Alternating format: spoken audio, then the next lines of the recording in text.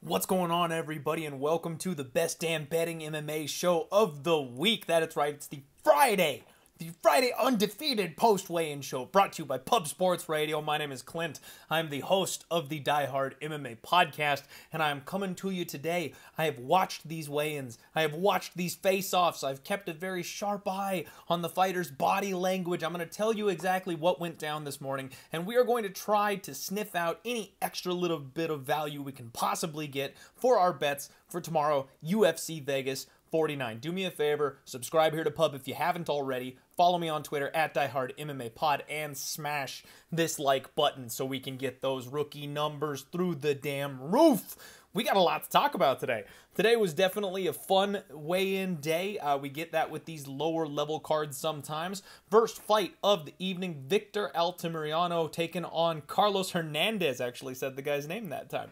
Victor came in at 123, so 2 pounds under, surprisingly enough. Carlos Hernandez made 125. Now, Victor looks shredded but skinny. This guy's kind of tall and long. Carlos Hernandez, he looked good, give a solid flex. Both guys I'm not super familiar with. They're making their UFC debuts, so just got to kind of backlog this information for us to keep an eye out for in the future. Now, Victor had a decent size advantage here in this spot, or at least a height advantage. I mentioned how skinny he is. We know that Carlos Hernandez is more of the wrestler. This is one of those unsurprising weigh-ins and face-offs to me. Nothing I saw here changes anything.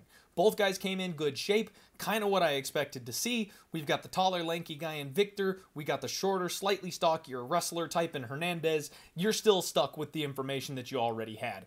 We've got about a minus 140, minus 145 on Carlos Hernandez, plus 120 to plus 125 on Victor. Personally, all week, I have leaned Victor. I like his game plan a little bit better. I'm not super impressed with Hernandez's ability to wrestle, so if he's not going to that and back to that well early, often, immediately, the whole time, I kind of think that Victor's going to be able to do more in the striking realm, and then I think he's got the better pace and gas tank. So the deeper this fight goes, as long as he doesn't get stuck on his back like literally the entire time and give away the first 2 rounds, I think Victor's going to be live here in this spot. I also think that round 3 prop still is a spot that I might be interested in sprinkling just a little bit, because I've seen Hernandez slow down ever so slightly, and Victor cranks things up in the 3rd round, especially if it's like 1-1 going into round 3. I think Victor is the guy I want to be on in that spot, and he will fight for the kill deep in the fight. He does not slow down. So my opinion hasn't changed at all since Monday on this fight. I still lean ever so slightly to Victor, but it's a low-level fight. Anything could happen. I haven't touched it from a betting perspective.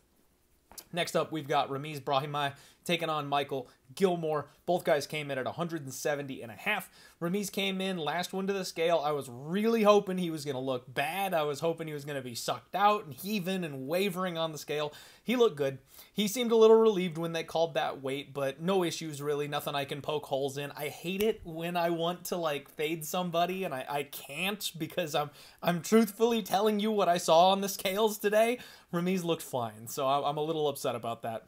Michael Gilmore, on the other hand, he looked very determined on the scales today. Like, good, solid, intense facial expression. He gave a good, strong flex. He looked great at 170 pounds. I know he's been fighting up at 185 a lot recently. He's dipped down to 170 a few times. Hasn't had a ton of success there. But as far as the scales go, his body, he looks solid. And honestly, I feel bad, guys, because this week we have all been, just the MMA community in general, has been really mean to Gilbert Urbina. Like everybody's whole take on this fight is, well, Gilmore got subbed by Gilbert Urbina, so he's gonna get subbed by Ramis. And I'm just like, man, like what did Gilbert Urbina do to you guys? Be nice to my guy, Gilbert Urbina. He's not that bad. Holy shit. So these guys, they get to the face-off. They size up very well. It was a good, intense face-off. Slight size advantage for my guy, Michael Gilmore. This is a spot where I've been tempted all week. I want to bet Gilmore. That's the dog chaser in me that's like, oh, I see a plus 300. And I know in a fist fight, not many people really should be 3-1 dogs professionally trained at this level.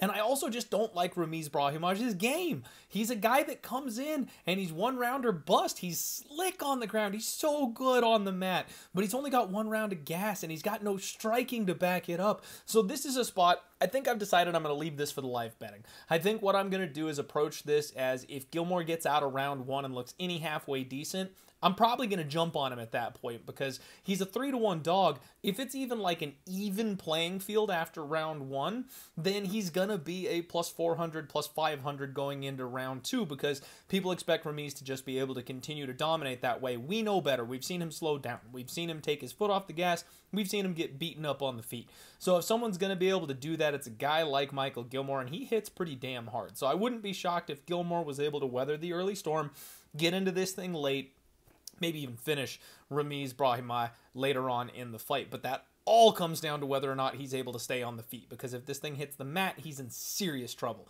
So definitely expecting Ramis to probably win this thing via first round sub, but if he doesn't, it gets interesting. So keep an eye on my Twitter. Look out for those live picks. We'll see what ends up happening. It does look like there's a little bit of love coming in on Gilmore right now from the market, so a couple people are buying it back down. Once it gets above that plus 300 spot, it's dipping down just a little bit to back to 300. I see a plus 290 out there, so like there, you know, a little bit of crowd control is coming in at this number for Michael Gilmore. So we'll see what happens. Alejandro Perez taking on Jonathan Martinez. Perez came in at 144.5. Martinez 144 on the dot. Perez came in big, deep breath stepping on the scale. I thought he was going to be like super shaky and miss weight. He looked relieved when they called it, but honestly, he looked fine. He's another one of these guys that just doesn't have a very impressive physique, so we can't read too much into how he actually looks on the scale because he never looks all that good physically speaking. He's not a muscle mountain type of guy or anything. Jonathan Martinez much the same, but he looked very dialed in, very serious and intense. No issues from him. This was an intense face-off. I mean, Perez always ends up getting worked up and trying to pull some shenanigans, trying to punk his opponents, and Martinez wasn't having it. Just deadlock stared him right in the face, stone cold. It was sick. Slight size advantage for my guy Jonathan Martinez. You know, Perez is the one, his camp asked for this thing to be moved up the extra 10 pounds. I think that benefits a guy like Jonathan Martinez, if I'm being honest. So I'm heavily invested on the Jonathan Martinez side. I got minus 225. This is a 6.75 unit to win 3 shot. My biggest bet of the night here on Jonathan Martinez. Really love that spot. He's minus 260, minus 275. I see a minus 300 poking up there. So beat a massive line move. You love to see that.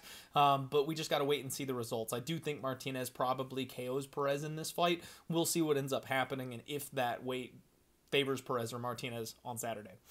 Terrence McKinney taking on Faraz Ziam, one of the most anticipated fights of the night for a lot of people out here. McKinney made 156, Ziam made 155.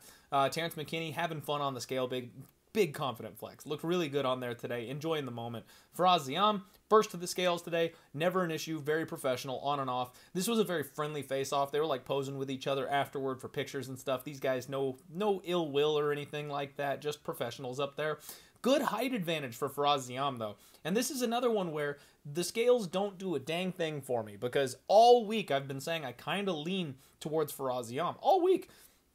I think Terrence McKinney is a round 1 or bust type of fighter. I know he's got the grappling. We know Faraz Ziam's been getting better with his takedown defense and especially his get-up game. We know Terrence McKinney has slowed down, gotten tired, gotten KO'd. He's a little bit chinny. Like, all those things are super questions for me. Terrence McKinney can and probably should win this fight in round 1, but if he doesn't, what the hell happens then? Faraz Ziam probably takes over, uses his point striking style, makes McKinney chase him around the cage. Does he get a late finish? Maybe, because Terrence McKinney is chinny, but does he win a decision? Probably more likely if he's going to actually end up pulling off the upset where it's a split decision, 29-28 type of situation. But I think Terrence McKinney has that offensive, explosive firepower that he could get it done. He's just, he's also the smaller guy in this case, which I don't think benefits him here. So, all that said, it's the fireball and popcorn fight of the night for me. I'm going to pass on this one. If Faraz Ziam, again, this is another live betting spot. If Faraz Ziam looks any halfway decent, if he does survive that first round, if he defends some of those takedowns, if he gets up, if you can see Terrence McKinney huffing in the corner, jump all over Faraz Ziam between rounds. That's going to be the game plan. Jump on Faraz Ziam, live bet style.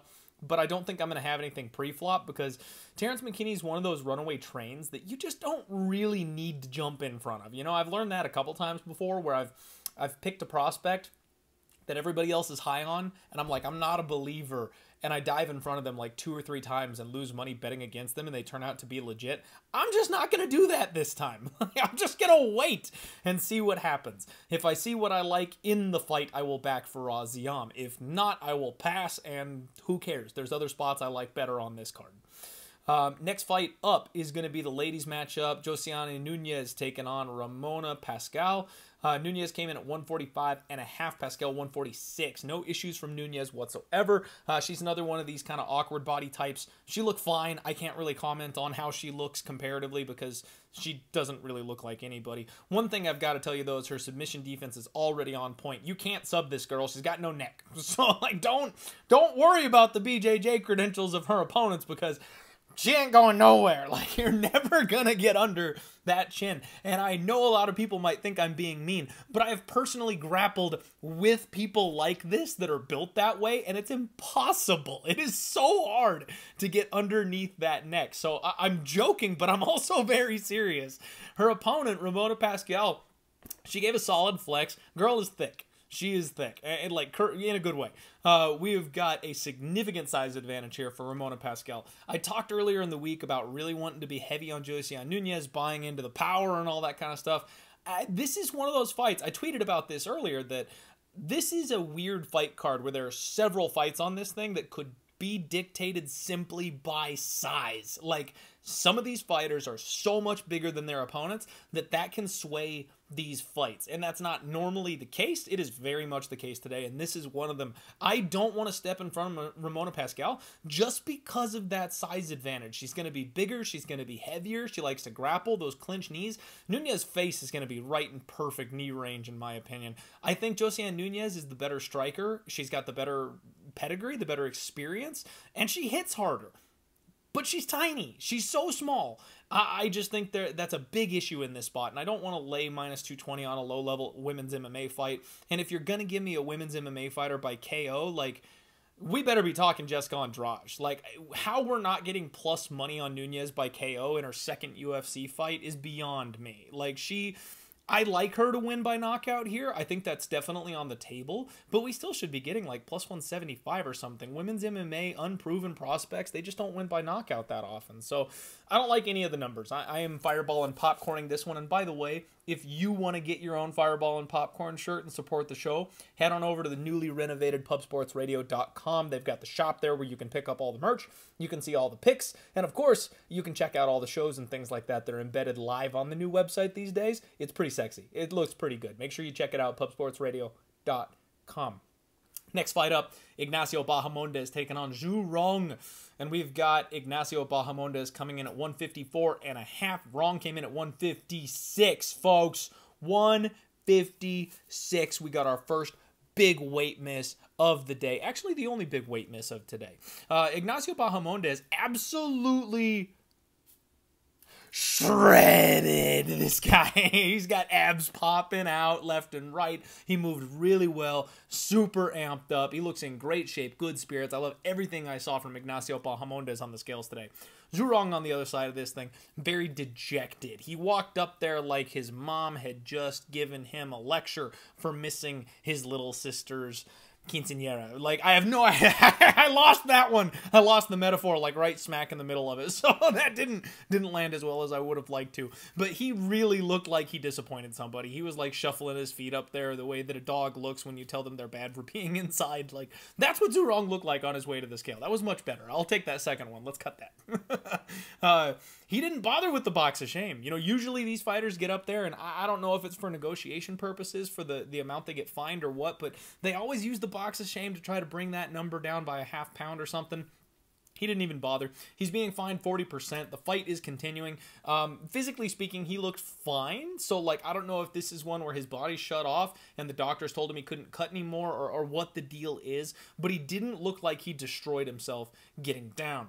Now, there's a big height advantage for Bahamonde in this spot. I personally liked Bahamonde going into this fight. I've talked about it all week. I'm a fan of Bahamonde in general. He's a guy that I like the skill set. I think he's got a lot of upside. Zhu Rong, 21 years old. He's got so much time to grow and learn, and I just don't think he's quite there yet. However, I don't want to lay minus 200 in this spot on Bahamonde, and Zhu Rong has some serious upside of his own. So I think Bahamonde wins this fight. I just don't think I'm going to bet it. Because, I mean, if I was getting more in like the minus 160 or minus 150 ballpark, I would jump all over Ignacio Bajamonde at this spot. But we're not getting that price tag. We still got to lay 2-1. I don't know if I want to necessarily parlay him. And if Zhu Rong does go to the grappling, which a lot of us think he probably will in this spot, that extra weight may actually be beneficial to him in doing so. Now, I don't know if he's going to be able to actually hold down someone like Bahamonde. I like the get-up game of Bahamonde. So it may not matter in the long run. I still think Bahamonde wins. But I don't really like the number on either side of this equation. I know some very smart people backing Zhu Rong here in this spot. I can't get there. This is a favorite or pass spot for me personally. Next fight up, we're going to talk about Gregory Rodriguez and Armin Petrosian. Both guys came in at 186 pounds. Gregory Rodriguez, big smile of relief when they called that weight. He's a big boy. We know he struggles getting to this weight class because he is huge. His opponent, Armin Petrosian, looked good on the scales. I mean, he's a pretty thick boy himself when you think about it. And guys, when they faced off, holy shit, I need my hat back. I need my tinfoil cap back. Armin is massive. We talk about how this man, Gregory Rodriguez RoboCop, is the biggest 185er we've ever seen. He towers over his opponents. He just outsizes, outmuscles, and bullies his opponents all over the place. Armin's bigger than him. Like, when these guys faced off, I was like, oh. You know, I expected that he was going to be bigger than guys like the Iron Turtle. He was going to have, you know, less of a disadvantage in the size department, but he might actually have a size advantage here. This is one of those spots I talked about where the size might literally determine the fight. Gregory Rodriguez relies on finishing his opponents and getting it done early. He's got a slick ground game, but he doesn't have the gas tank to wrestle all the time. He's got a big wealth of power in all of his limbs, so he knocks people out, but he's slow. And here he is, now he's fighting a guy in Armin Petrosian who is the same size as him, who has a great get-up game, who is so much faster. Speed kills, folks. Speed kills. I already have 2 units on Armin Petrosian, and honestly, after seeing these weigh-ins, like, if you guys aren't with me on Petrosian, or if you're on Rodriguez, like, hit the freaking cash out button, folks. Like, this, I hate to, like, be that overconfident on a spot like this, but I can see it clear as day in my mind. Like, we've got a guy in Gregory Rodriguez who gets clipped a lot. He gets hurt, he gets wobbled. He's found a way to get it done against smaller opponents very recently. This is a much bigger man in Armin Petrosian, and unless Gregory Rodriguez takes him down, body triangles him, rear naked chokes him within the first 2 minutes, Armin's getting back up. And then he's going to have such a speed advantage that Rodriguez isn't going to be in that game when it's standing on the feet. So yeah, he can go 1-for-1 with the Iron Turtle, who he's got a full foot of height on, and be able to pound a smaller man like that out. I don't see him doing that to someone the size of Armin Petrosian. I think Armin Petrosian will land 3 shots to Rodriguez's 1 if they're swinging on the feet that way. And on top of that, Petrosian's been working with some of the best wrestlers in the world, learning how to defend takedowns, learning how to stay safe, learning how to get back up, because he's such a dangerous striker. He knows people are coming in, shooting for the legs, going for the takedown. What I'm going to do is I'm probably going to add in this spot. I mean, I've got Armin, I'm seeing Armin by KO at plus 200, and I might throw a unit or 2 on that. I've already got 2 units on him straight, and I beat the line move on that. More love is coming in on Armin right now after seeing those face-offs. I get it, and I think I'm going to throw some money on that knockout prop, because I do think he straight up finishes Gregory Rodriguez tomorrow, and I think it's going to be pretty brutal. Next fight up, Armin Cerukian, the other Armin, taking on Yoel Alvarez. Both guys came in at 156, and Armin Cerukian is thick as ever. Holy crap, this guy is a brick shithouse. Blank stare on the scale, no big deal whatsoever. He's just there doing a job. Yoel Alvarez, to everybody's shock, went ahead and made weight today. 156. He had come in a half pound over and used the box of shame, went down to his birthday suit and got that half pound off. Got some big skivvies there, that kid. Big flex. Moved well enough. He did waver ever so slightly when he was standing on the scale. Now, that's something that I tend to look for, that lack of balance from fighters who have had bad cuts, but you also see it in taller fighters. So this is one of those spots where he's so freaking huge, like, yeah, no duh, he wavers a little bit. When you get those little tanky type of guys, they don't budge. They're like rocks. They look like earthbenders up there on the scale. They're not going anywhere. Someone like Yoel Alvarez, however, he's so tall, he's so skinny, yeah, he probably tipped side to side ever so slightly. It wasn't so noticeable that I thought he was like losing control or anything. And like I said, he moved very well afterward. So yes, it was a tough cut. He made weight, and he looked okay afterward. I don't think it was that bad, not something that we should necessarily look into as far as like pulling the ripcord and fading him or anything like that. When they face off, Yoel Alvarez is massive. Holy crap. He does look like he's legitimately 2 weight classes taller than Armin Cerukian. Armin, again, is a little tank, though. Stepped in on him, no fear, intense face-off between these two. This is going to be a really fun fight. I do have 2 units on Yoel Alvarez, and I got plus 220, so I did beat a nice big line move. He's down to anywhere from plus 170 to plus 190 around the market right now. I even see a plus 155 popping up. Guys, I would pump the brakes at this point. If you got over plus 200, if you got plus 190, like that's kind of in the ballpark where I think there's value on Yoel Alvarez. But if you're getting down to plus 155, don't take plus 155 on Yoel Alvarez. I just think Armin Cerukian, he's a good, solid fighter. He's a very good wrestler. I think there's finishing upside for Yoel Alvarez in a big way here. However, those long legs are going to be relatively easy for a guy like Armin Cerukian to get in on and go to that grappling game. If Alvarez has not prepared for this wrestling properly, if he's not ready with those sweeps, if his takedown defense isn't improved from what we've seen, if he ends up on his back, then we're talking a whole different ballpark here. And Armin Cerukian might just 30-27 this guy on his way through. We know that's a risk. That's a risk I'm willing to take at plus 220. That is not a risk I'm willing to take $1 cheaper at plus 155. So that's where we talk about value in the number. I would not load up on this man just because he's big at plus 155. We're turning into a favorite buy type of spot when you get to that minus 200, minus 190 or so on Armin Cerukian. If it gets that low, that's when you start want to look at it back in the favorite instead of backing the dog, in my opinion. So I think we got a good number earlier in the week. This fight should be very fun and entertaining. I hope Yoel Alvarez knocks out Armin Cerukian so I can pound my chest and say I called it. But at plus 155, I would not be getting involved. Next up, Priscilla Casuara taking on Ji-Yoon Kim. Casuara came in at 125, Ji-Yoon Kim 126. And Priscilla had a big smile, gave a solid flex. She looked good on the scales today. She looked real good on the scales. Ji-Yoon Kim, big happy smile and wave. She was so excited she ran off and hugged her cornerman after she got her weight called. I love her. She's like so bubbly and happy. I can't stand it. Good face-off. Kim is slightly taller than Casuara. This should be a really fun fight. I do have 1 unit on Priscilla Casuara at plus 150. Again, I like the dog here in this spot simply because Ji-Yoon Kim has such a hard time getting that length back. She's so hittable. Someone like Priscilla Casuara has got decent power at 125. I think if anyone's going to finish someone like Ji-Yoon Kim, it's going to be somebody like Casuara because she's a big hitter and Kim is extremely hittable. She blocks punches with her face. So this should be a fun fight. Kind of low level. I wouldn't blame you if you wanted to pass on it, but I do kind of think that it's dog or pass. People that are saying that Kim is so much better than Casuara, I disagree. I mean, she's good, but again, she's only got 1 UFC win, and it's someone who wasn't even close to being UFC caliber, so I think laying chalk on Kim at this stage, unless you know something I don't, is very suspect in my opinion. Co-main event time, Misha Cirkunov taking on Wellington Turman.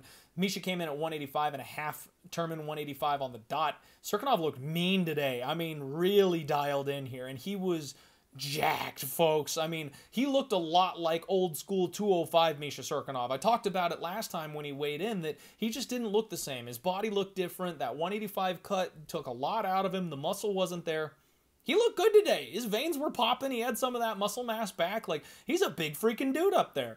He weighed in with his hat on, so he, made weight with a purpose, in my opinion. It seems like he's maybe getting used to this new weight class, which is kind of surprising considering he's a little bit older, but he's getting there. Wellington Turman, he gave a solid flex, very confident.